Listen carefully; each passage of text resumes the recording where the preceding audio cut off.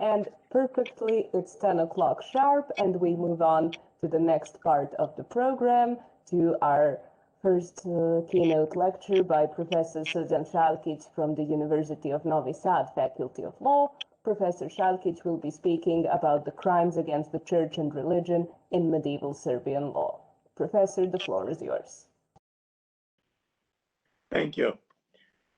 The main source for my topic is codification of a Serbian emperor, or Tsar, as we say in Orthodox Slavonic countries, Stefan Dušan, promulgated in 1349, first part of the code, and 1354, second part of the code.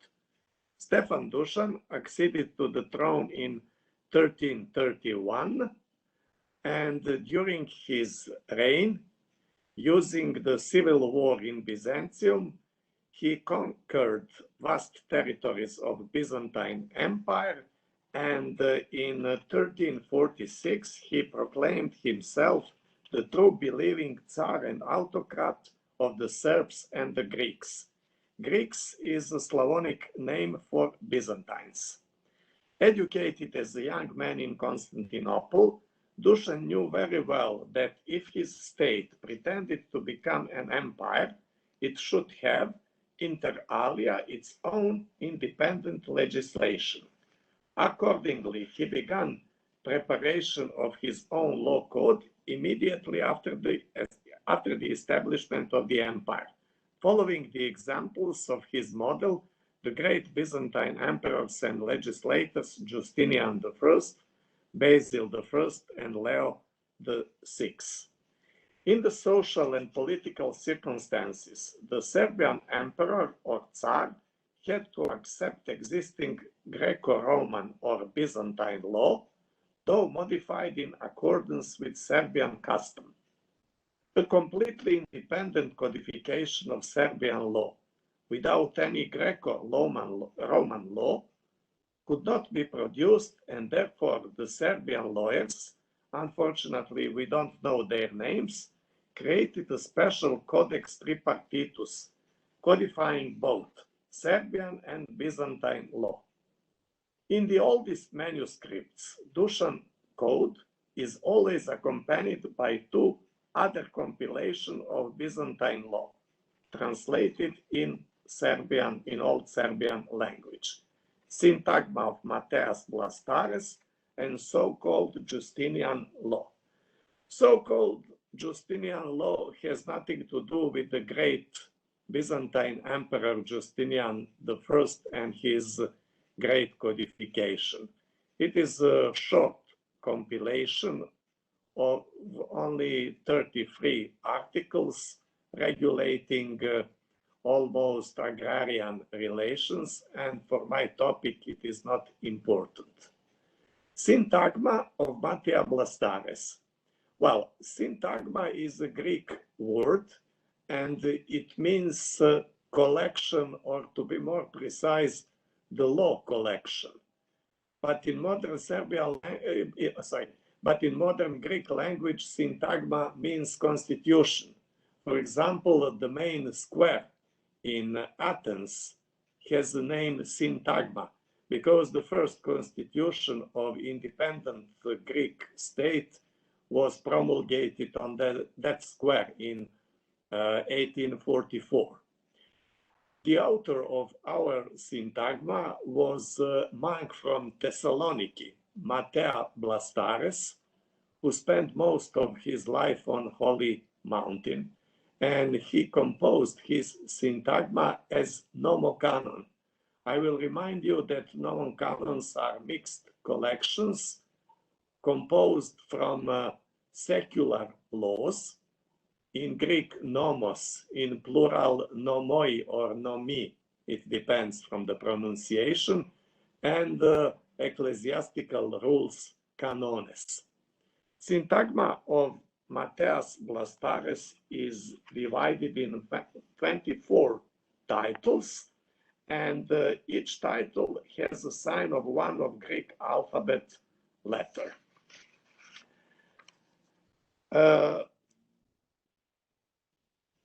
The most important task of every medieval monarch, especially Tsar, was to keep purity of the faith. Byzantine teaching, exposed in Epanagoge, Byzantine law from the end of the 9th century and accepted in syntagma of Matthias Blastares, inter alia says, the Tsar must distinguish himself in orthodoxy, in piousness, and be renowned in his favor before God. In a charter of 1346, in which he announced his legislative work, Stefan Dusan declared that he made the laws that one should have in accordance with benefaction of true Orthodox faith. Article 1 of the Code, entitled Of Christianity, runs as follows. First, concerning Christianity. In this manner shall Christianity be purged. However, the Code does not prescribe a great number of crimes against church and religion, as could be expected from Orthodox Tsar. Beyond any doubt, because syntagma of Matthias Blastares contains many provisions on that matter, and Dusan Law Code has just completed them, following Byzantine ideals. In my presentation, I will speak about the crimes against church and religion that occur in Serbian sources. We have three types of crimes. First, heresy. Second, Catholic propaganda and conversion to Catholic religion. And the third, Pagan Relics. First, a few words on heresy. Heresy is an opinion or doctrine contrary to church dogma. In medieval law, heresy was an offense against religion, consisting not of total denial of Christianity, but of some of its essential doctrines, publicly and obstinately avowed. Codex Justinianus, Justinian's Code, already had a long chapter containing 22 laws against heretics, starting from Emperor Constantine and finishing with Emperor Justinian.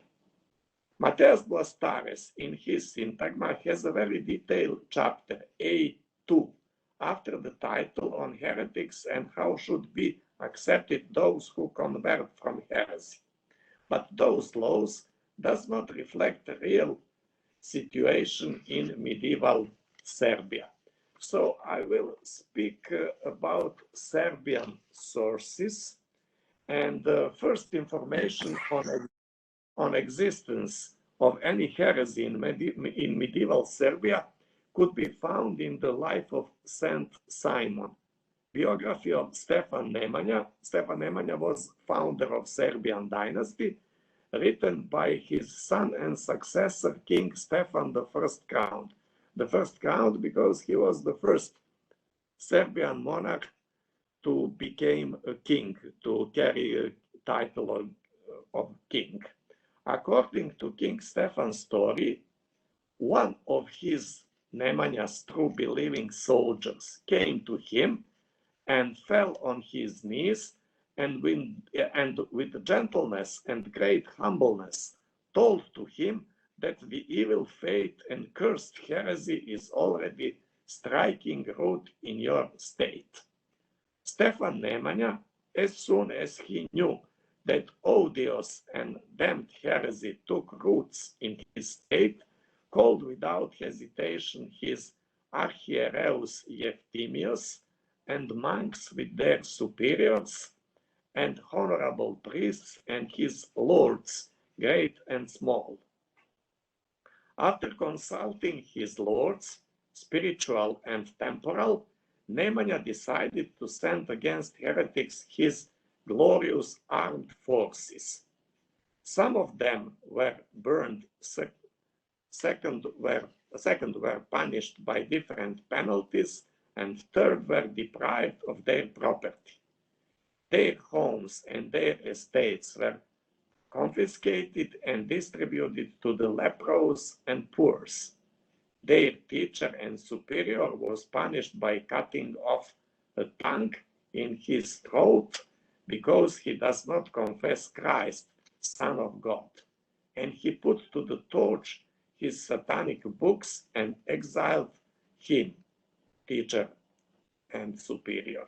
And Nemanja eradicated completely this damned religion, not to be mentioned in his state. Although the testimony of our hagiographer can be considered as trustworthy, several questions occur. 1. Which heresy the author refers to? The fact is that King Stephen I crowned neither mentioned the name nor described the teaching of any existing heresy of that epoch. However, knowing the religious circumstances in the Balkans, the majority of historians think that the heretics mentioned in the life of Saint Simon were Bogomils, literally dear to God, from Slavonic Bog, God, and mil, dear. Second, from legal point of view, much more important question is why some of the heretics were burned in the fire, it means publicly punished by death, while the others were punished by confiscation of their property. What was their guilt? In criminal law, that quality which imparts criminality to a motive or act and renders the person amenable to punishment. Some heretics were punished, as our hagiographer says, by different penalties, but of what type they were, corporal or pecuniary. Finally, were the heretics prosecuted or not? However, as we deal with the narrative source, we must accept the fact that the answers on that questions will remain unknown. It seems that Nemanja's energetic action against heretics successfully eradicated Bogomils, and after that they did not represent real danger in Serbia. Theodosius, the hagiographer of Saint Sava was the youngest son of Stefan Nemanja and the founder of Serbian Orthodox Autocephalous Church and the first Serbian Archbishop. So, the biographer of Saint Sava testifies that Serbian Archbishop and his brother King Stefan I crowned punished heretics only by exile. But the situation changed in 14th century when Serbian monarchs conquered Macedonia, the cradle of heresy, and heretical danger became actual again. The heretics are referred to as babuni, which originally meant superstition, superstitious persons. The word was for many years a puzzle. It is now known that babuni is another name for Bogomils. It occurs in the Nomocanon of Saint Sava, where we find a heading 42 on Messalians who are now called Bogomil or Babuni. An inscription from 1329 testifies that Babuni were present in great number in 14th century Serbia. The text says that King Stefan Dečanski, father of Stefan Dušan, sent his by God given son, crown prince, so-called young king Stefan Dušan, against impious and foul Babuni. And he, Stefan Dušan, with the help of God and a great army, won a battle and shed a lot of blood and captured innumerable heretics. In spite of the great victory of the young king, Babuni remained a real danger for an Orthodox star. Profoundly aware that the victory from his youth did not completely repress Babuni, Tsar Dušan introduced in his code 2 articles regarding heretics. Article 10, entitled On Heretics, says, "And if any heretic be found living among Christians, let him be branded on the face and driven forth. And whoso shall harbor him, he too shall be branded." Article 85, entitled of Heretical Utterance. "Whoso utters heretical words, if he be noble, let him pay 100 perpers." Perper was a golden coin used in Serbia, accepted from Byzantium. "And if he be a commoner, let him pay 12 perpers and be flogged with sticks." Interpretation of those 2 articles shows that Tsar's goal was not only to punish heretics, but to prevent Bogomil's propaganda as well. Even the code did not use a term Bogomils. Article 10 says simply heretics, and Article 85 Babuni. Branding on the face, prescribed by Article 10, meant that heretic got brand, stamp, stigma, on his cheek, and after branding he had to be exiled. In case that he wanted to come back, it would be very simple to recognize him. The same penalty was regulated for his accomplice, aider, whoso shall harbor him. It seems that Tsar Dušan and Serbian Orthodox Church were frightened of Bogomil's propaganda because Article 85 punishes Babun's word. Their hostility towards Babuni is evident from some documents using insulting expressions to describe this sect. In an old manuscript of the Holy Trinity Monastery near Pljevlja. Pljevlja is a small town in Montenegro, dating between 1380 and 1395. There is an anathema against evil heretics, accursed Babuni, who falsely call themselves Christians and mock at our Orthodox faith. Bogomil's teaching was very dangerous for official church. Bogomils taught that prayers were to be said in private houses, not in separate buildings such as churches. Ordination was conferred by the congregation and not by any specially appointed minister. The congregation were the elect, and each member could obtain the perfection of Christ and become Christ. Marriage was not a sacrament.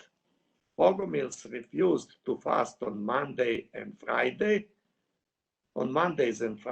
and they rejected monasticism.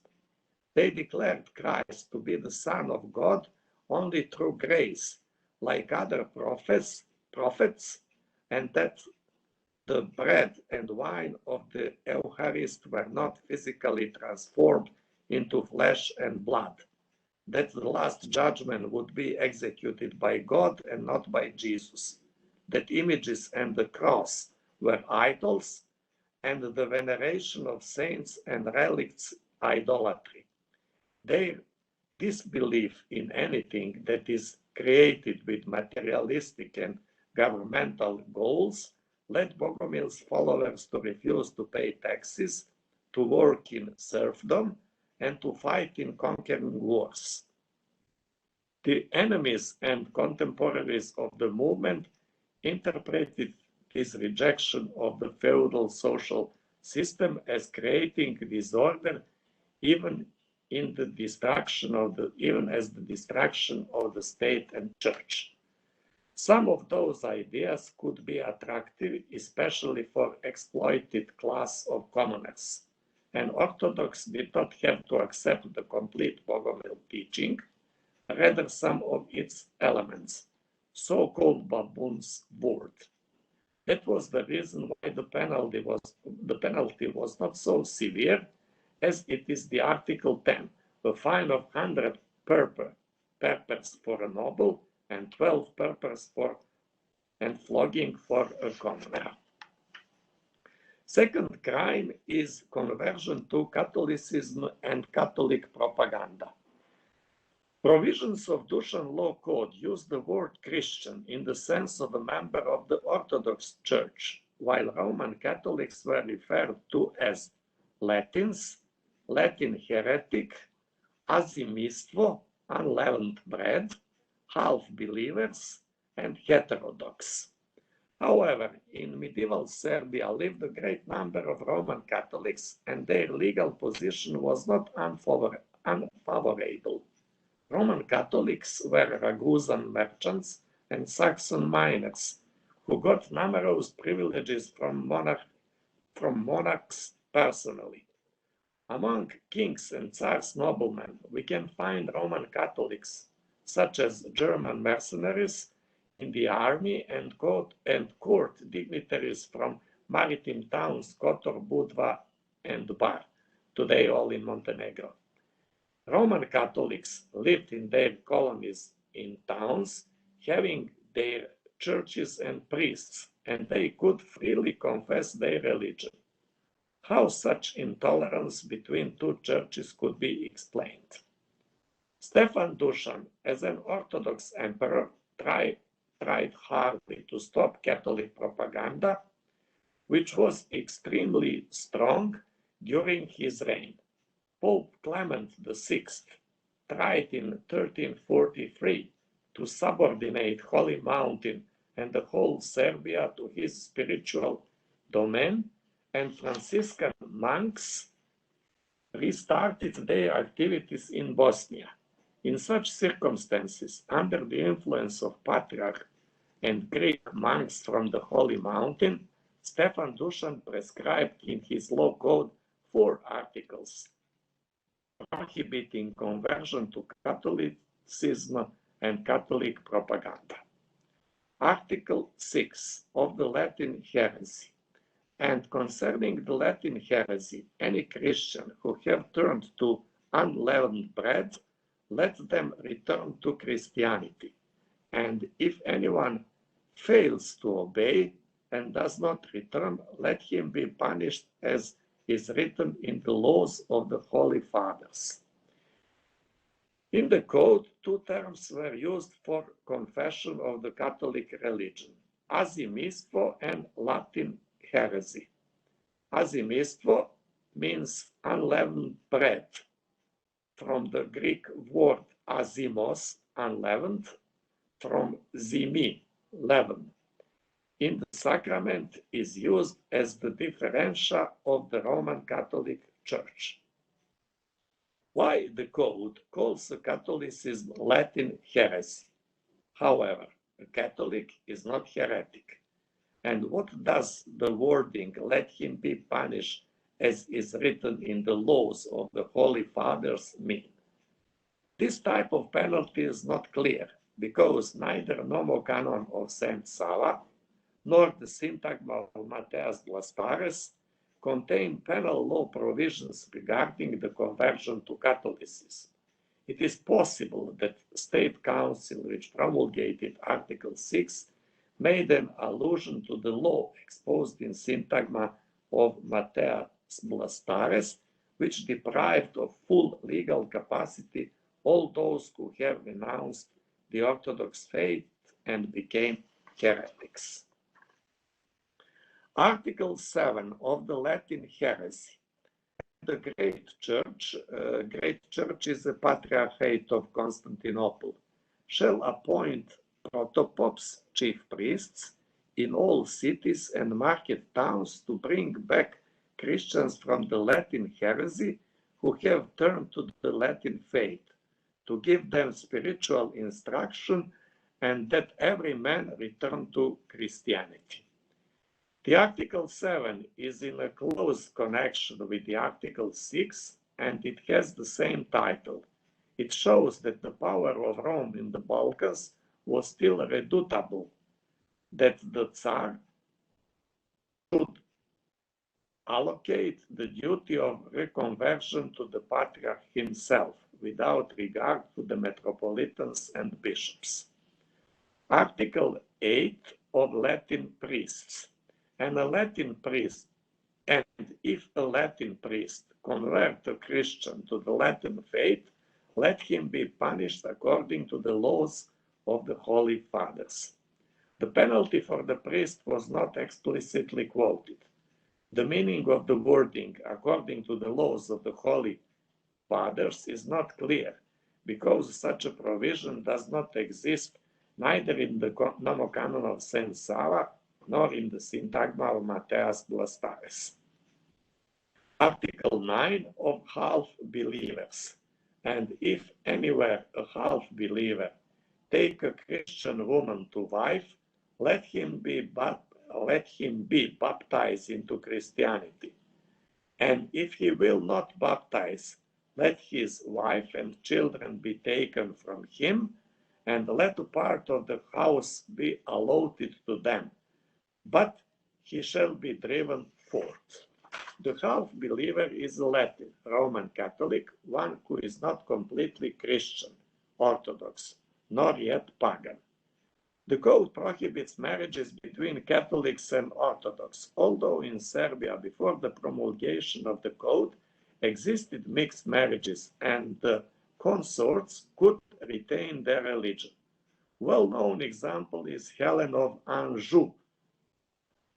Helen d'Anjou, spouse of the Serbian king Stefan Uroš, who was addressed in a papal letter as Helena Regis Rassiae Illustris and Clarissime in Christo Filiae Helene Lumini Catholicae Fidei. It is obvious that she remained Catholic even after her marriage. However, the code mentions only a case when a Catholic takes a Christian woman. If he does not want to be baptized into Christianity, it means to accept the Orthodox faith, the penalty would be very rigorous. Let his wife and children be taken from him, and he shall be driven forth. Such a provision, so strict and inhuman, could not be found in the sources of Byzantine canon law. But why the opposite case when an Orthodox man takes to wife a Catholic woman was not regulated by the code? First supposition might be that the Catholic wife could easily accept the religion of her husband. According to the second hypothesis, the code has accepted a rule that presumptions arise from what generally happens, ex eo quod plerumque fit. Marriages between Catholic men living in Ragusan and Saxon colonies and Serbian women were frequent, and Tsar was afraid that Orthodox women might become Roman Catholics. It seems that marriages between the Catholic women and Serbian Orthodox husbands were rare, and that is why the code kept silent. The purpose of the Article 21, entitled On the Sale of Christian, is similar to those of Articles 6, 7, 8, and 9. It runs as follows: and whoso shall sell a Christian into another and false faith, let his hands be cut off and his tongue cut out. Christian is an Orthodox, and another and false faith is Catholicism. It is clear that the code punishes with a very strict penalty the sale of an Orthodox to a Catholic. However, according to the wording of the Article 21, it seems that the slave trade in Orthodox cities was allowed tacito consensu, with tacit consent, and with the unexpressed but presumed consent of a principal party. Pagan relics. According to the story of Constantine VII Porphyrogenitos, conversion of the Serbs to Christianity started in the 7th century during the reign of Emperor Heraclius, just after their arrival in the Balkans. Constantine Porphyrogenitos wrote that the Emperor Heraclius brought elders from Rome and baptized Serbs and taught them fairly to perform the works and piety and expounded to them the faith of the Christians. However, it seems that the complete conversion to Christianity ended in the 9th century during the reign of Emperor Basil I, or more precisely between 8067 and 8074, when the sources mention the first Serbian prince with a Christian name, Peter or Petar in Serbian, the son of Prince Gojnik. Although Serbs lived for a long span of time as pagans, we know practically nothing on their heathenish religion. The information given by Byzantine writers are generalized, and they describe Slavonic pantheism and not particularly Serbian polytheism. However, in Serbian folk customs, we can find up to the present days traces of pagan practices that existed side by side with Christianity. Some information given by legal sources are evidence that Serbian sovereigns and Serbian Orthodox Church fought vigorously against pagan relics.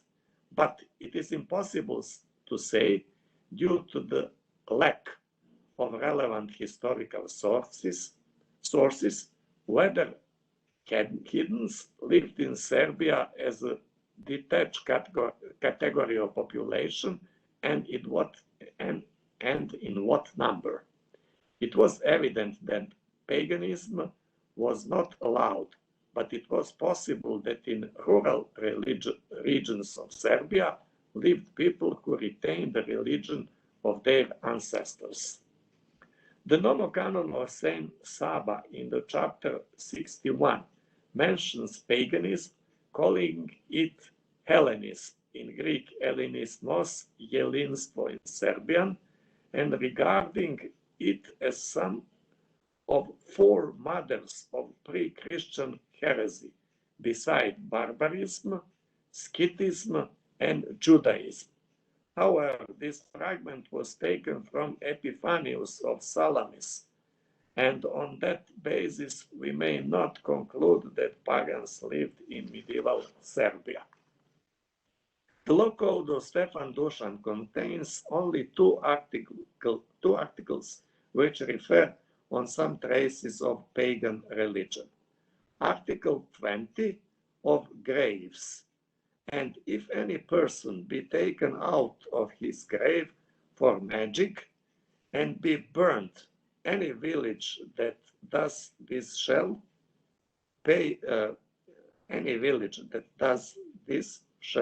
a fine, so-called vražda, and if any priest shall come to it, let his priesthood be taken from him. Taking out of corpses from graves and burning it, the code calls volhovstvo, magic, because the peasants believed that some persons were transformed into werewolves, vukodlak in Serbian. It was a superstition typical for all Balkan nations, and in Serbian it was preserved until the beginning of the 20th century. As it was common that all peasants from the village attend to that happening, the code prescribed a collective criminal liability to pay so-called vražda, a fine that had to be paid for murder, 500 perpers. If a parish priest was present on that event, his priesthood shall be taken from him. And Article 109 says, if a magician or poisoner be detected, let him be punished according to the law of the Holy Fathers. According to the modern science of criminal law, Poisoning belongs to the crimes against the person, but medieval law considered it as a crime against religion, a kind of magic. It means incantatory knowledge of natural forces. Under the influence of Byzantine law, the code equalized magician and poisoner, but only in the case when they were detected. The wording, if he be detected, means that the poisoner shall be punished only if the corpus delicti, the body of material substance upon which a crime has been committed, it means poison, elixir, or magic herbs, was found in possession of accused persons. Well, as I told you, Syntagma of Mateas Bloodstares contains a lot of laws and ecclesiastical rules speaking of sorcery and heresies, but as I already said, it does not reflect the real situation in Serbia. So with this article, I will conclude my communication. Thank you for your attention. And if you have any questions, I'm on your disposal. Thank you. Thank you very much, Professor Šarkić. So now we are opening the discussion. Feel free to turn on your microphones and cameras if you can, and to ask any questions.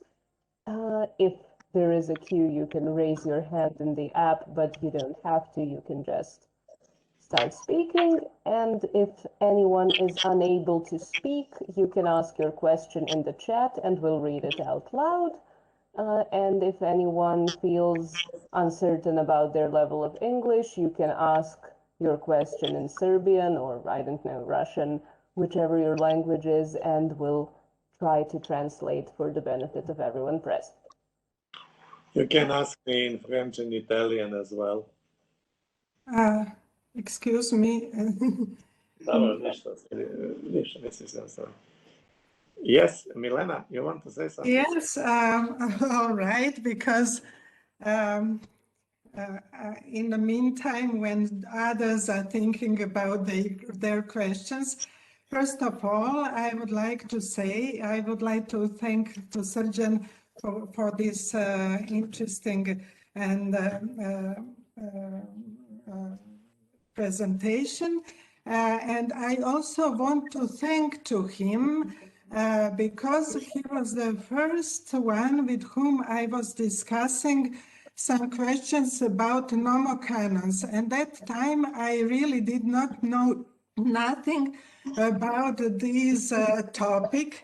And then he explains to me as a beginner some very important things. Later on, I even started to occupy myself in research with the nomocanons. So thank you very much, Srđan. You remember that, I suppose. It was my pleasure. Yes, it was really fruitful for me. I have only very short question. You mentioned that the cradle of Babuni heresy was in Macedonia, if I've heard well. Yes, yes. So I would ask you, can you explain why is it so? Why this part was, Cradle of heresy. Yes, thank you. Well, it's very well known, and on Bogomilian heresy there is a lot of works, but the majority of scholars agreed that Bogomil heresy came from Bulgarian Empire, and this part of Macedonia, I mean not only North Macedonia, but also Greek and Bulgarian Macedonia, was cradle of the heresy, and in Macedonia there is a mountain Babona or Baba, as we call it now.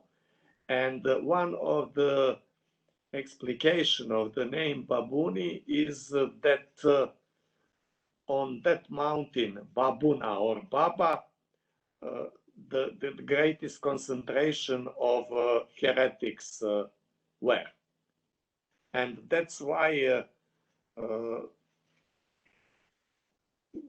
and it is proved in other historical sources that the majority of heretics were concentrated in Macedonia.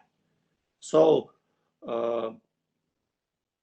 Bogomil's propaganda became dangerous when Serbian monarchs conquered Macedonia.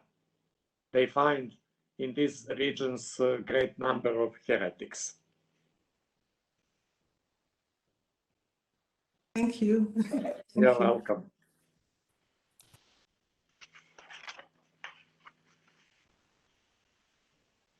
But as we can, there are different opinions concerning the origin of the word Babuni. I can explain you if you find it interesting.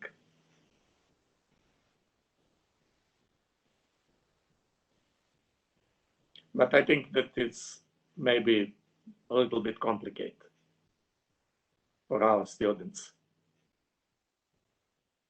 Dear Professor, if I can say a few words. Of course. First of all, thank you for this interesting and really informative speech. And my question would be, for example, you said about these punishments of heretics or baboons in medieval Serbia. What do you think that was the real reason for this kind of, let's say, not the real reason, but what was most important for Serbian rulers? The religious doctrine of baboons or any other heretics, or their social impact, their impact on the people that lived in Serbia, because they were not only the group that was that had different beliefs about from the Christ and the different doctrine, but also they had a different opinion on some social important questions of that time. So what you think that was more important for Serbian rulers, the religious doctrine or this social impact of heretics in Serbia? Well, it's hard to say, but I think that social impact was more important, because some elements of Bogomil teaching were against the feudal society. And you know very well that Serbian church got numerous and big privileges from Serbian monarchs, starting from Stefan Nemanja, and the church was very rich, and the social movement who was against church property was very dangerous for official religion. But the religious motives were also important. You know that Dušan was an Orthodox Tsar, and he tried very hard to confirm the purity of the church and to say that he is a real Orthodox monarch. So both elements are important, but I think that social impacts is more important. Thank you, dear Professor. You're welcome. We have a question from George Stepic. George, go ahead. Yes, thank you. First of all, thank you for an inspiring lecture, Professor Šarkić.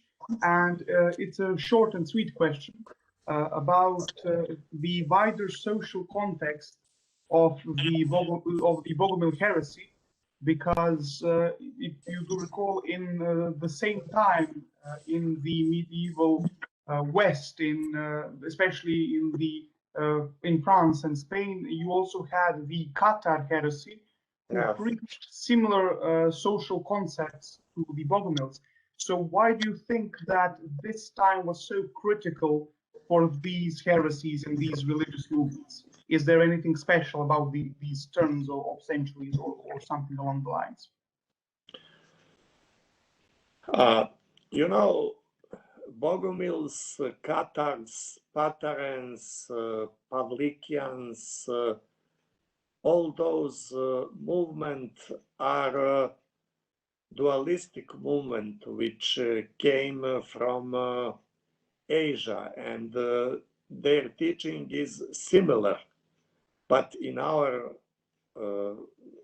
in Balkans we call it Bogomils, but there is no great difference in the teaching between Bogomils, Cathars, Albigeois, and other dualistic sects.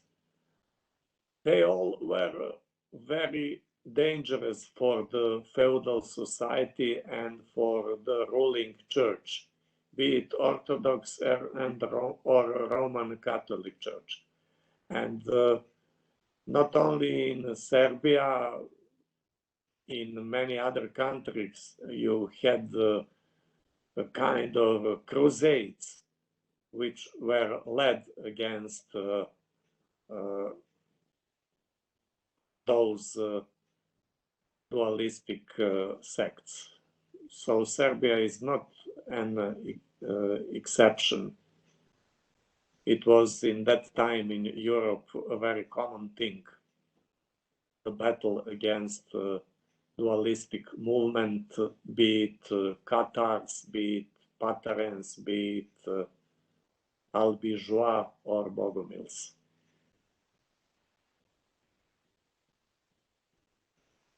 Thank you, Professor. We have a question from Anna Shumenkovic.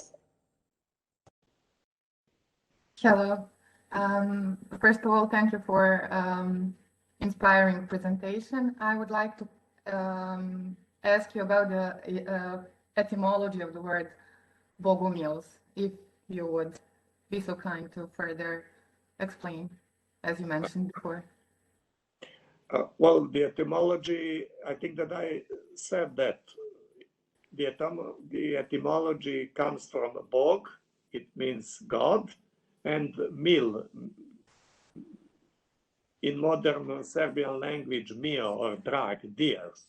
So Bogomils are those who are dear to God.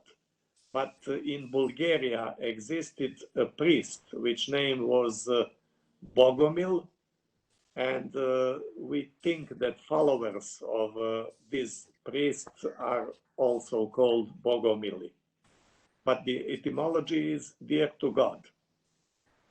Are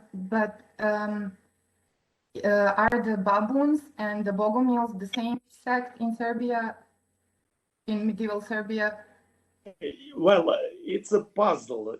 It's a puzzle. We are not sure whether it is the same thing, but in Nomocanon of Saint Saba, you know what is Nomocanon? Yes. Of Saint Saba, or Krmčija, as we call it sometimes, what is not correct. There is a heading, there is a title on Massalians who are now called Bogomili or Babuni.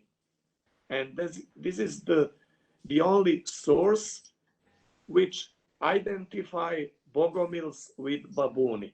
And according to this information, we think that babuni are bogomili. It is not we can not say with surety that those things are the same, you know. But unfortunately, we dispose only with this one source. We have no other source. And this is the only argument which identify Bogomils with babuni. The other is conclusion. We know the circumstances in the Balkans. We know that in the Balkans the main heresy was Bogumili, and we suppose that babuni are Bogumili. And plus this information. That's all we have. Thank you very much. You're welcome.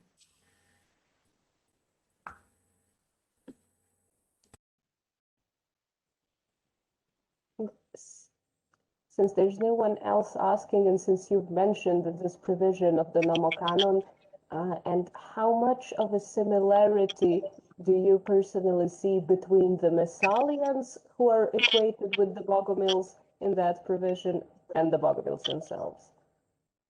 Well, in Syntagma of Mattia Blastares, there is a definition of Massalians, and I don't think that they can be identified to Bogomils. I will read you just a moment that I find this fragment from Syntagma of Matthias Blastares, where he speaks on Massalians. I couldn't tell you everything that I have on that topic because it would be not 45 minutes. It would be just a minute. Sorry.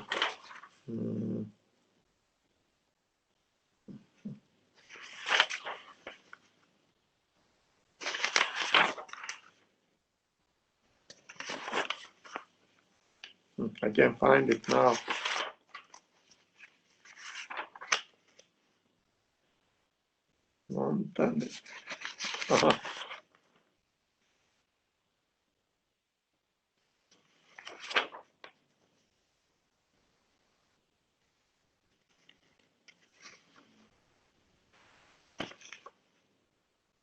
Sorry, I can't find that now, but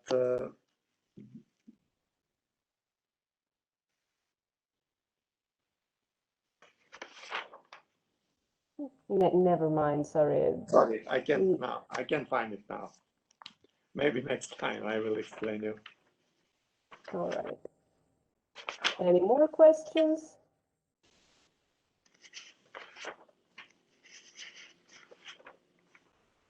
Professor Poloyets has a question.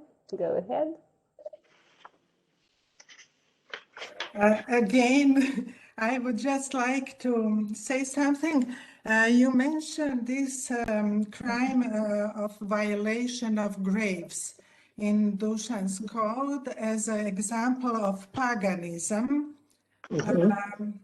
I don't know which article was that, but anyway, it is interesting maybe to add that It's article 20. 20 or yes, all right. But it is interesting to mention that in the Nomocanon of Saint Sava, there is a very big article in chapter 47, 9, and so on, I don't know exactly, taken from Justinian codification, where violation of graves was completely different, sanctioned,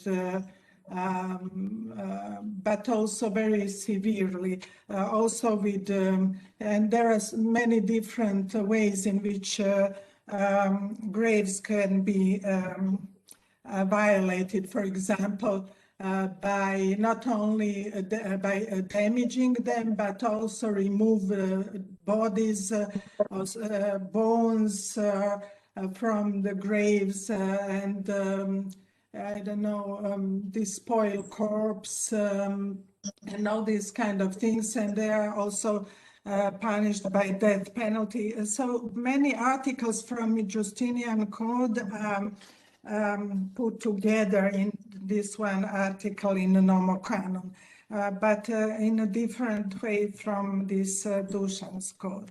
So, well, it's only my intervention about that crime against religion as well. Yes, and the syntagma of Matea Blastares in the chapter T10, entitled On Grave Plunderers, exposes this position on persons who rob graves. We have here two ecclesiastical rules. Is the 66th rule of Basil the Great, father of the church, and the 7th rule of Gregory of Nyssa, his brother, also the great Cappadocian father of the church from the 4th century, and then 7 laws condemning the profanation of grave as well, and all those laws were taken from Basilica, Byzantine legal collection from the beginning of the 10th century, and of course the sources for Basilica were in the greatest part Justinian's Digest and Justinian Code. So those laws from Justinian Code that you mentioned, Milena, came in Serbian medieval law in syntagma of Mateas Blastares, but not directly, but through Byzantine law. Yes, of course, yes. Because Serbian lawyers did not read the original Latin text. They read Greek translations, which could be found in Byzantine law collections. Of course, I have all those laws, but I couldn't read all that because it would be very, very long. But in my paper, when I publish it, you could read all crimes against church and religion, not only those which are in Serbian sources. Thank you. Welcome.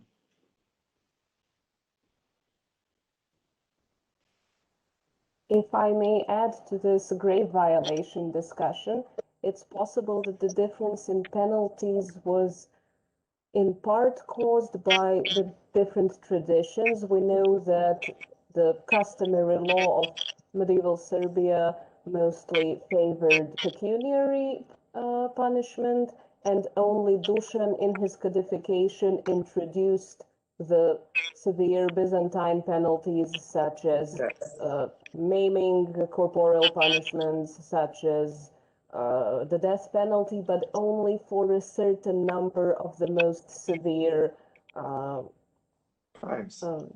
crimes. And this was probably not considered one of those, because unlike those provisions in the Byzantine sources where it was usually grave robbers or something like that, this was a superstitious rural community afraid that someone was going to turn into a vampire or a werewolf, opening the grave to presumably put a stake through his heart or something similar to save themselves from the supposed vampire. So the pecuniary punishment which existed previously from customary law was probably deemed more appropriate for that. I don't know what you think. I agree completely with you. And it is very well known that Dušan Law Code was under the great influence of Byzantine law. But in some provisions, we can find the influence of Serbian customary law. On Serbian customary law, we do not, we don't know so much.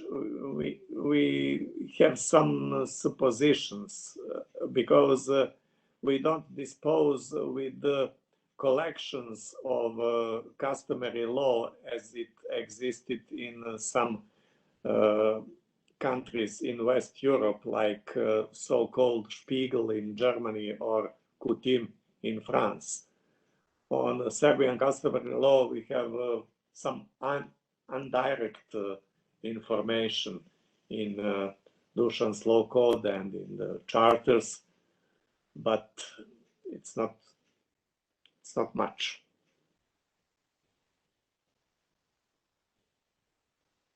Thank you. Any more questions? Don't be shy.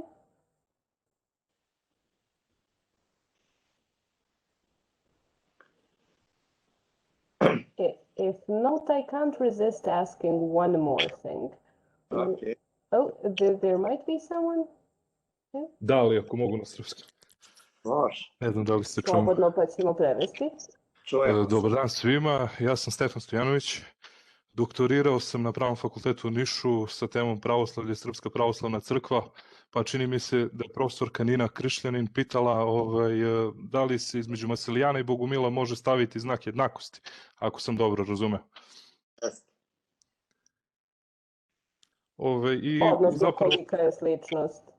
Da, i u sintagmi kako je regulisano pitanje Bogumila, ako sam dobro razumeo.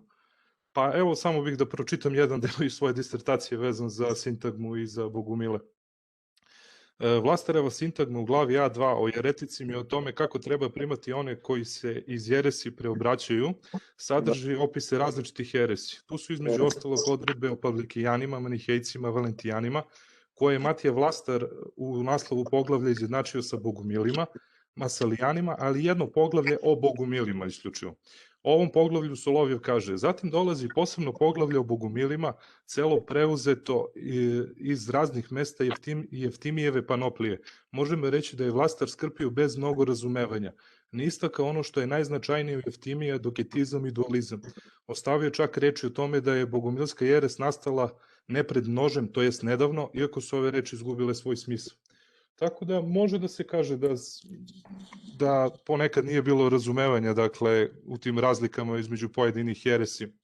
Naprimer, pročitao sam kod Dragutina Dragojlovića u njegovoj knjizi, mislim, Bogumilstvo na Balkanu i Maloj Aziji, u jednom ranijem izdanju da se jedna grupa otpadnika od pravoslavlja sa Svete Gore koja je otišla u Bugarsku, to piše u žitiju Teodosija Trnovskog, koji su kažnjeni žigosanjem i progonstvom. Prvo, u tom izdanju se nazivaju Masalijanima, u njegovom kasnijem izdanju Bogumilima, tako da, po mom mišljenju, mogao bi se staviti znak jednakosti. Pa, i da i ne, znate, ali ja znam za ta poglavlja u sintagmi Matije Vlastara i ja sam ih uzeo u obzir, ali iz razloga koje sam već spomenuo, zbog kratkoće vremena nisam mogao sve to da iznesem. A drugo, tema je krivična dela protiv crkve i religije, a ne obrazlaganje bogumilskog pokreta i bogumilske jeresi. Jer o tome postoji ogromna literatura i o tome bi se moglo danima diskutovati. Sad, koliko su oni u to vreme razumeli nijanse i razlike između bogumila i masalijanaca, to je teško reći, jer bogumilski spisi nisu sačuvani. Šta su oni znali o bogumilima na osnovu nekih posrednih podataka, na osnovu bogumilske prakse, to je sad veliko pitanje, tako da nisam siguran da li bi se ta razlika mogla baš u potpunosti, da li bi se tu mogao u potpunosti podvući znak jednakosti, ali nekih sličnosti u svakom slučaju ima. Ali ja sam, kažem, u jednom širem tekstu koji pripremam i koga ću, nadam se, ako me dobro zdravlje posluži i objaviti, ja sam sve te odredbe iz sintagme Matije Vlastara koje se odnose na jeretičke pokrete analizirao, znate. Samo jednostavno nisam mogao to sad sve da izložim, nego sam se ograničio samo na ono što se javlja u srpskim izvorima. So let me just give a brief translation of this exchange for our foreign listeners.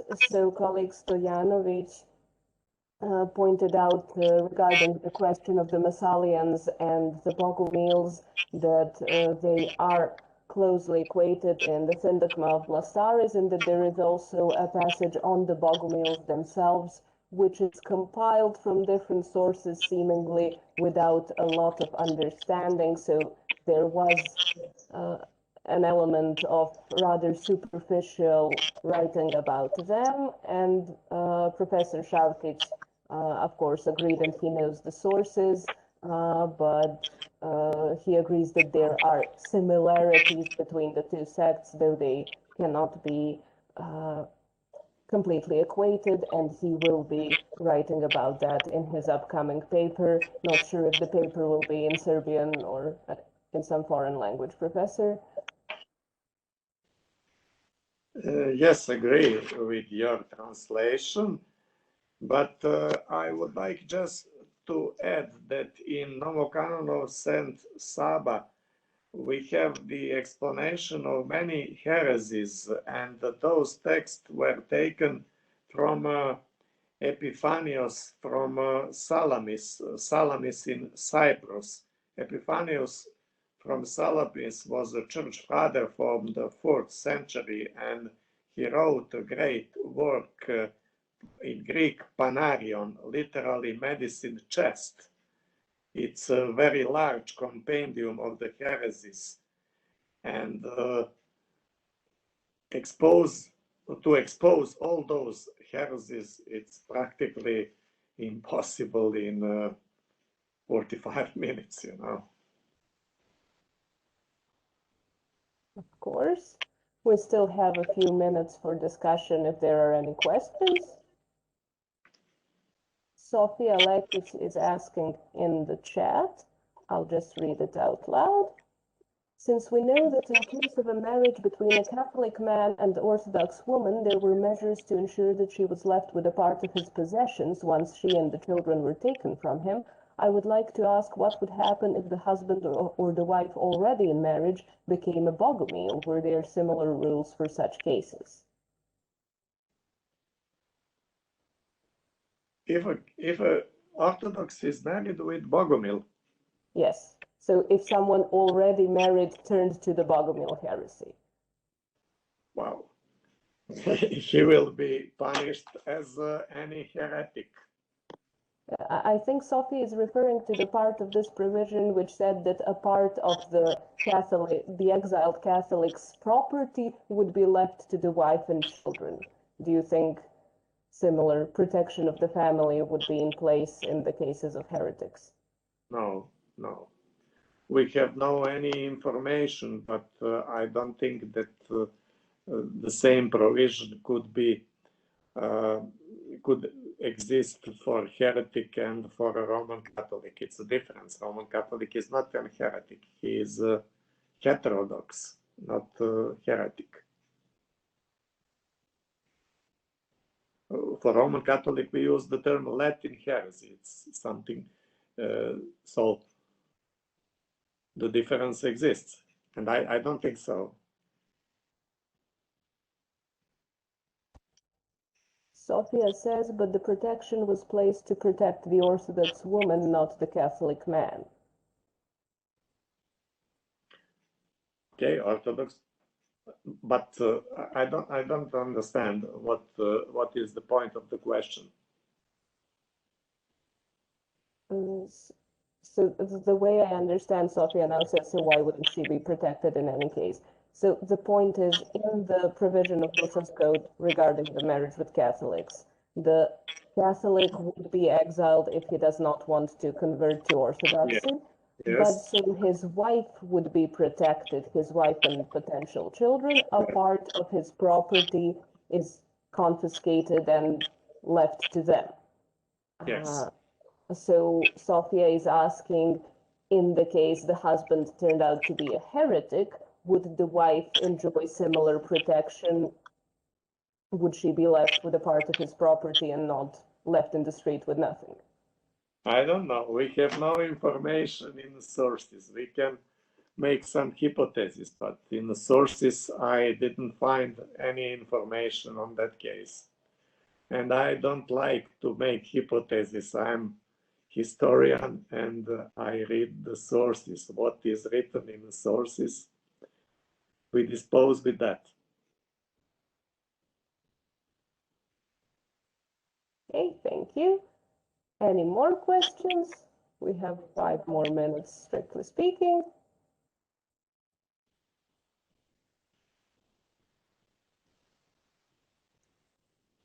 If not, it remains for us to thank Professor Šarkić once more for his inspiring lecture.